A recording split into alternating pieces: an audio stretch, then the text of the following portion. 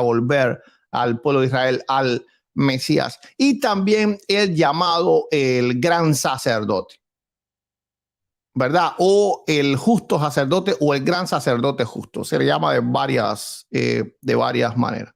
Pero vamos a ver que Jesucristo cumplió estos 4 aspectos que realmente eran los que esperaba el judaísmo de aquel tiempo, el verdadero judaísmo, no el Mickey Mouse, no el de filosofía judía, no el Mickey Mouse. ¿Por qué razón? Bueno, primeramente, él fue el Mesías Ben Joseph, es decir, el Mesías hijo de José. ¿Cómo se llamaba? ¿Cómo le decían a Jesucristo en su época? ¿Cómo le decían?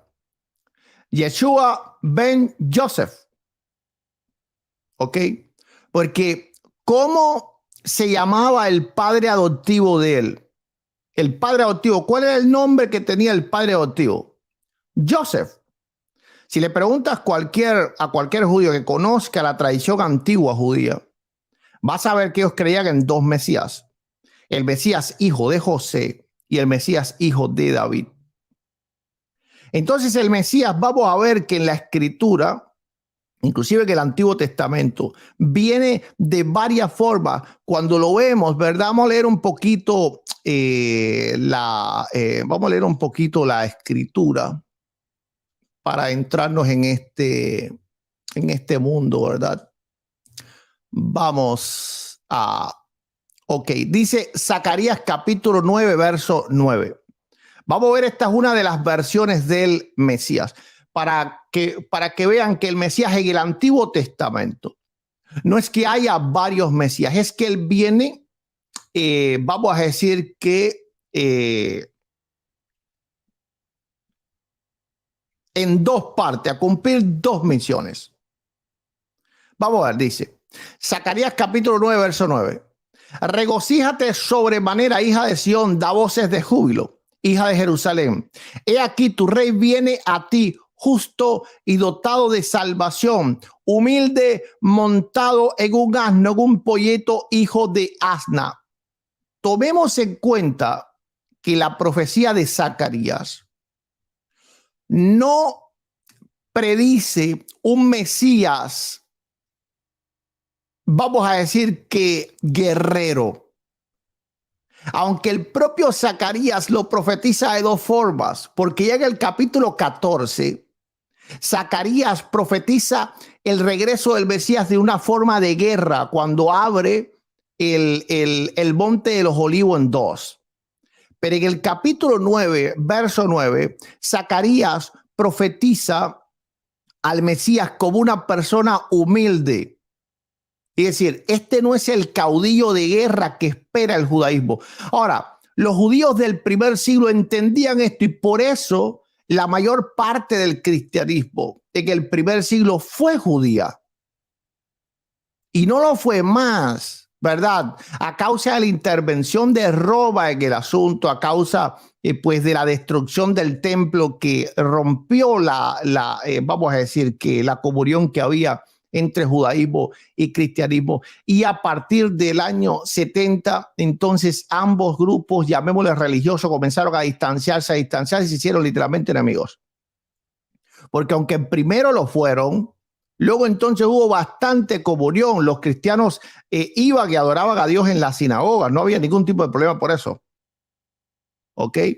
El ciclo se cierra ya al final del siglo I, que es cuando entonces los rabinos judíos pues comulgan de una forma muy fea al cristianismo y comienza entonces a haber una serie de historias contra los cristianos, contra Jesús y contra la misma María y contra todo lo que oliera a cristianismo. Pero al principio, al principio, aunque fue un poco así, ya después se calmó, pero luego entonces al final del primer siglo, entonces se volvió la cosa muy dura, porque el cristianismo estaba creciendo de una manera muy grande y el cristianismo no respetaba como autoridad al Sanedrín, porque el cristianismo tenía otra autoridad, ¿verdad? Que era la iglesia. En este caso los apóstoles, que aún uno estaba vivo hasta finales del siglo del siglo I. Y así sucesivamente, bueno, después obispos importantes que no tenían nada que ver con el Sanedrín. Esto el judaísmo no lo iba a soportar. Pero notemos que hay una diferencia. Si leemos Zacarías capítulo 9, verso 9, estas cosas no te las van a... Vamos a ir entonces ahora a Zacarías 14. Ok.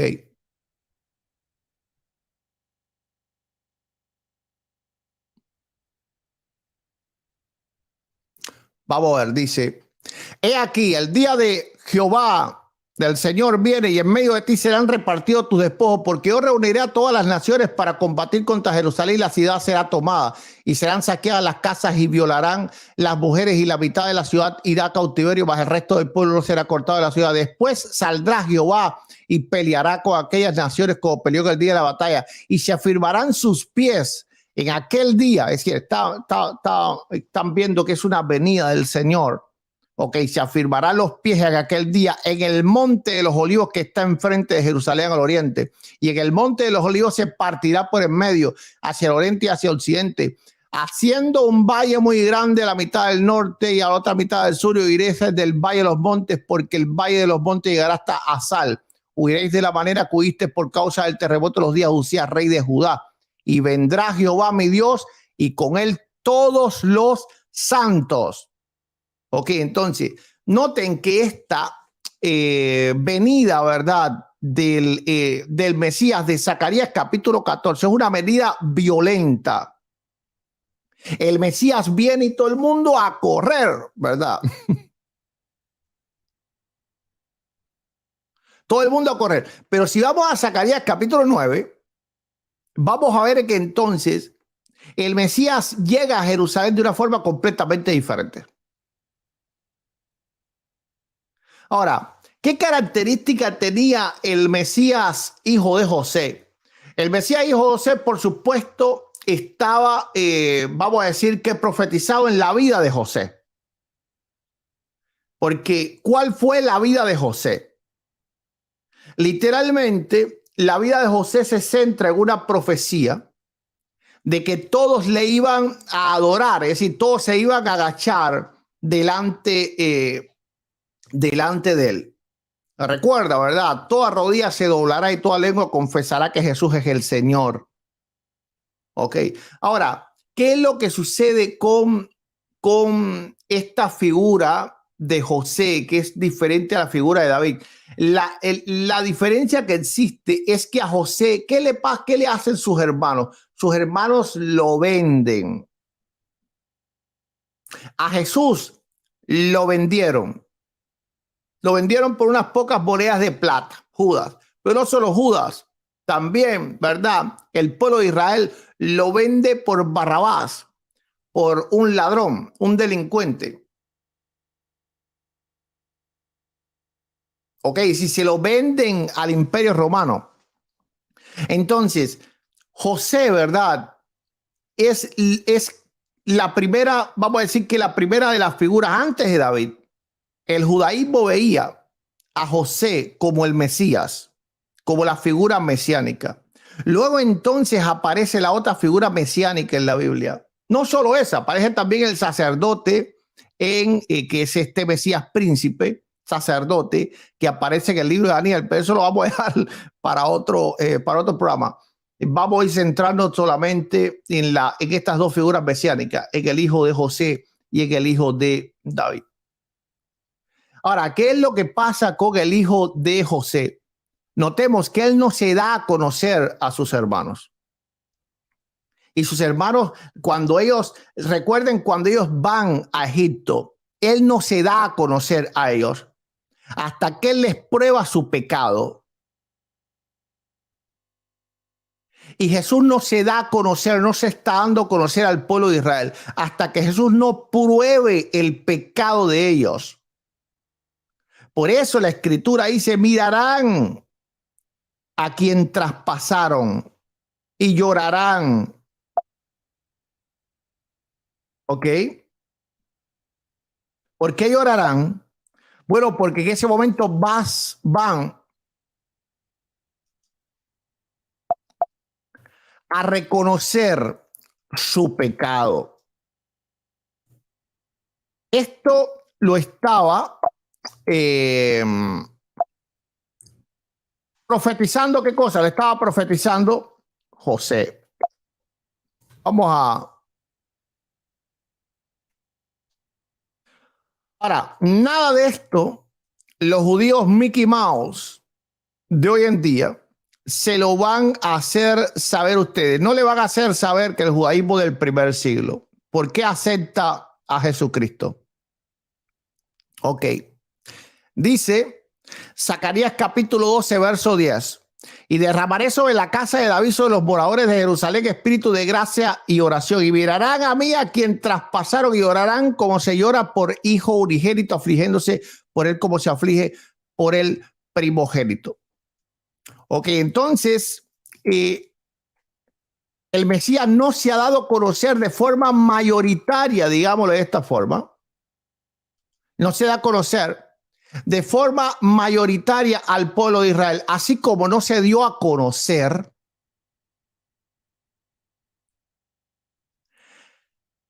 a sus hermanos en la profecía de José. Por ejemplo, esto está profetizado, el Señor Jesús lo profetiza en Lucas capítulo 13, verso 35. He aquí, vuestra casa os he dejado desierta. Escuchen esto. Yo os digo que no me veréis hasta que llegue el tiempo en que digas bendito el que viene en el nombre del Señor. Es decir, hasta el día que reconozcan el pecado, hasta el día que se arrepientan, no me verán más. Y por eso es que él es tan difícil al judío de hoy en día aceptar la clara verdad de las escrituras. La clara verdad de las escrituras. La clara verdad que las escrituras no solo profetiza a un Mesías que viene libertador y que destruye a los enemigos, sino que profetiza también un Mesías que viene humilde. Hay una importancia en esto, porque notemos que el Mesías que profetiza, por ejemplo, el Apocalipsis, es el Mesías que viene a caballo. ¿Por qué razón? Porque cuando alguien, es decir, hay una diferencia entre un burro y un caballo. ¿Quiénes usaban los burros? Los burros lo usaban personas que no eran de guerra, personas trabajadoras, personas humildes. Ok. Ahora, ¿quiénes montaban a caballo? A caballo montaban los que eran de guerra. Entonces, cuando Jesús viene la primera vez, Jesús está cumpliendo, ¿qué cosa? Zacarías 9:9. ¿Qué es lo que dices Zacarías 9:9? Leámoslo. Regocíjate sobremanera, hija Sión, da voces de júbilo, hija de Jerusalén. Aquí tu rey viene a ti justo y dotado de salvación, humilde, montado en un pollino, hijo de asna. Esto no es un Mesías que viene a derrotar a los enemigos, todo un Mesías que viene humilde. ¿Para qué? Para ser traspasado, como lo profetiza claramente Isaías. Ahora no tengo tiempo para repasar todo lo que son las profecías mesiánicas, pero ustedes pues las saben, ¿verdad? El siervo sufriente del Señor. Que los judíos dicen que es Israel. No puede ser Israel, porque Isaías es parte de Israel. E Isaías dice que Israel lo tuvo por herido de Dios. E Israel no puede rechazar a Israel. Así que Israel rechazó a otra persona. Esta persona era un israelita, pero como pueblo lo rechazan a él.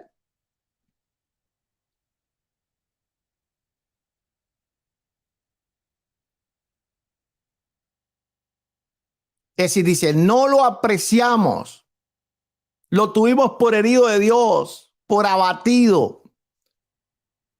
No, el siervo sufriente no puede ser Israel. Porque Israel no se puede despreciar a Israel. No puede. Esto es primordial también que ustedes lo entiendan. Vamos, por ejemplo, Isaías 53. No me quería meter en todo esto, pero dice El verso 6. Todos nosotros nos descargamos como ovejas, cada cual se apartó por su camino, mas Jehová cargó en él el pecado de todos nosotros. Israel no puede cargar el pecado de Israel. Tú no puedes pagar por tu propio pecado. Y eso todo judío de aquel tiempo, no judío Mickey Mouse, judíos de aquel tiempo lo sabe. Por lo tanto, Israel no puede rechazar a Israel. Israel no puede perdonarse a sí mismo. Israel no puede, ¿verdad?, cargar el pecado a sí mismo. Ahora dice, angustiado él y afligido. Está hablando de una tercera persona. Dice el verso 5, mas él herido por nuestras rebeliones. ¿Cómo? Mas él, una tercera persona. Yo, tú, él, tercera persona del singular.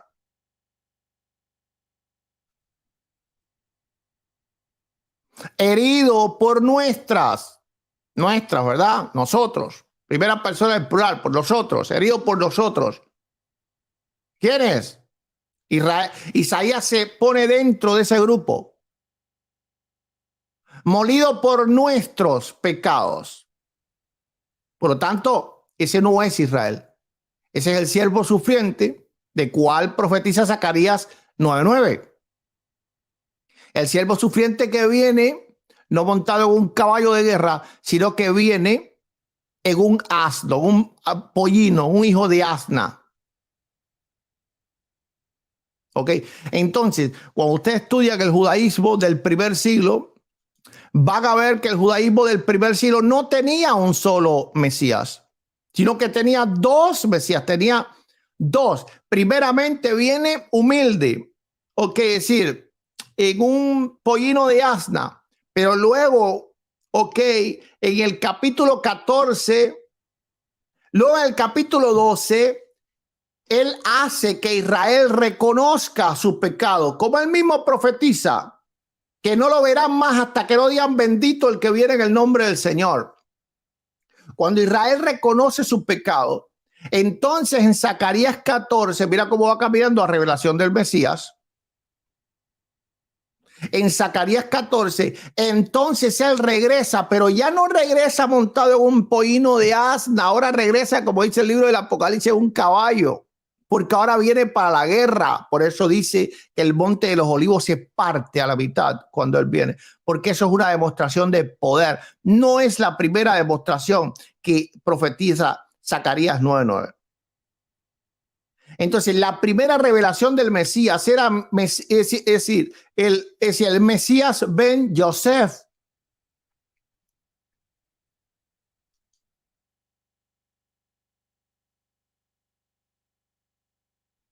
Mesías ben o Mashiach, ¿verdad? Para lo que les gusta más el hebreo. El Mashiach ben Yosef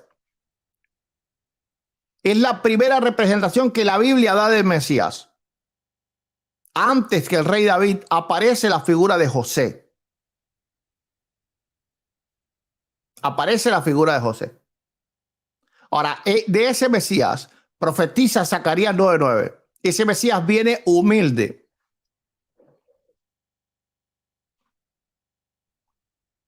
Un momentico, me llama mi hijo.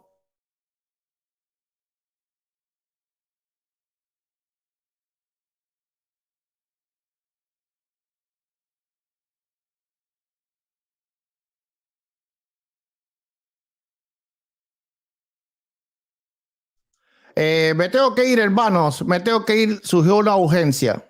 Me tengo que ir.